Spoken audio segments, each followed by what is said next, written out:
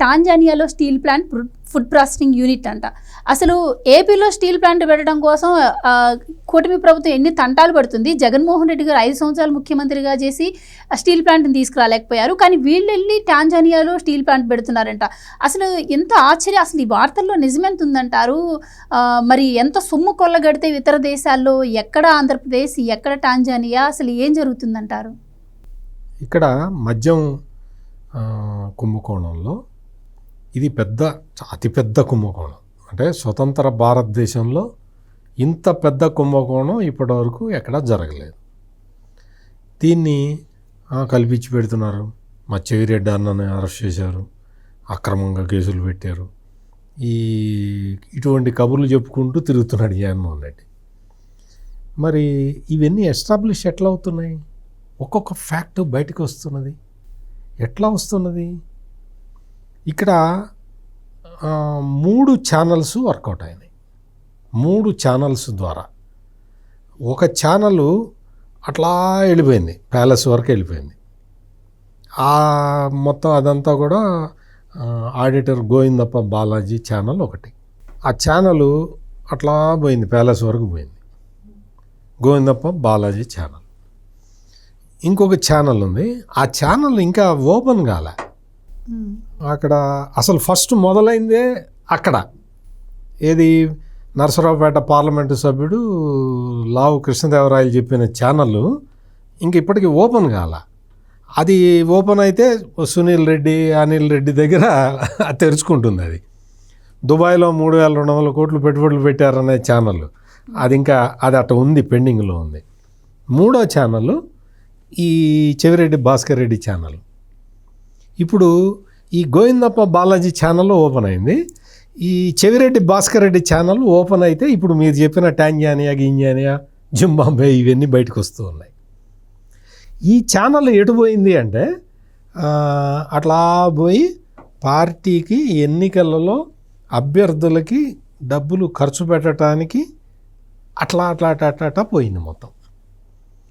అంటే ఆంధ్రప్రదేశ్లో మద్యానికి డిజిటల్ మనీ కాకుండా క్యాష్ కలెక్ట్ చేసింది ఇందుకు ఇప్పుడు మొత్తం ఎస్టాబ్లిష్ అయిపోతూ ఉన్నది.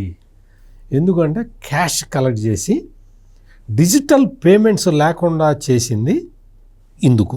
ఈ చెవిరెడ్డి ఛానల్ కోసం చేశారు. ఈ చెవిరెడ్డి ఛానల్లో ఇక్కడ పైనుంచి నీళ్లు పోస్తే అటు కింద దాకా పోతాయన్నమాట.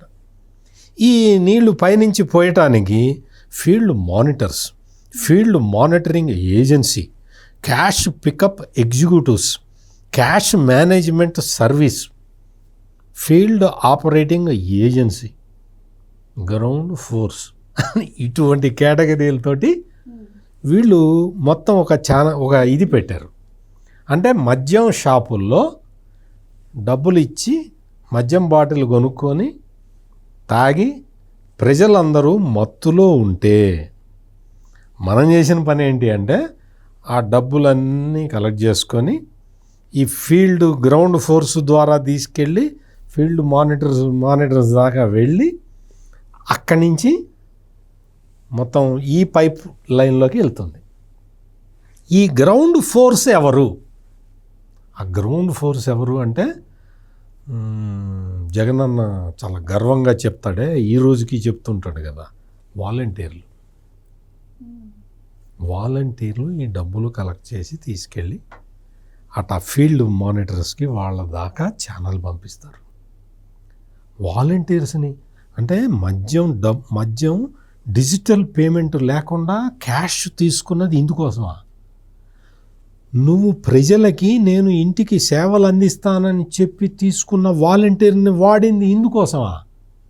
విస్తుపోయే నిజాలు ఇప్పుడు వెల్లడవుతూ ఉన్నాయి. ఈ డబ్బులన్నీ కూడా మళ్ళీ ఖర్చు పెట్టి, అంటే ప్రజల రక్తాన్ని పిండి ఆ డబ్బుల్ని మళ్ళీ ప్రజలకే ఇచ్చి వాళ్ళ ద్వారా ఓట్లు కొని మళ్ళీ గెలవాలి అన్న ఉద్దేశంతో చేసిన కుంభకోణం ఇది. అంటే ఇప్పటి వరకు ప్రజలకి సంబంధించి ఇప్పటి వరకు ఒక యాంగిలే ఇంతకు ముందర డిస్కషన్లో కూడా మనం మాట్లాడుకున్నాం.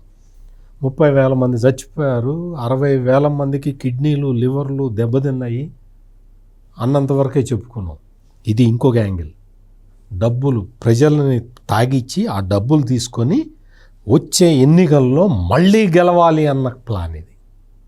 అంటే ఒక చిన్న స్టోరీ ఉంటుంది. బాగా శుష్కించిపోయిన ఒక కుక్కకి ఒక ఎండిపోయిన ఎముక, మాంసం ఏమీ లేని ఒక ఎముక దొరికితే ఆ కుక్క ఆ ఎముకని కొరికి కొరికి కొరికి ఏదో ఉందన్న భ్రమలో కొరికి కొరికి దాని పళ్ళ నుంచే రక్తం కారితే ఆ రక్తం ఈ ఎముక నుంచి వచ్చింది అని ఆ కుక్క భ్రమపడి తన రక్తాన్ని తానే తాగి ఆకలి తీరింది అన్న భ్రమలో ఉన్నట్టు మొత్తం జగన్మోహన్ రెడ్డి టైంలో ప్రజలకి ఆయన చేసిన మేళ్ళు ఇటువంటివి. నేను మేళ్ళు చేస్తున్నా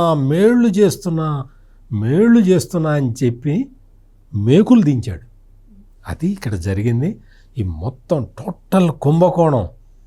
ఇదేదో వేరే దానికి ఆర్థిక నేరాలకి సంబంధించింది కాదు. ఇది సామాజిక నేరం. Please subscribe to Leo news for more videos.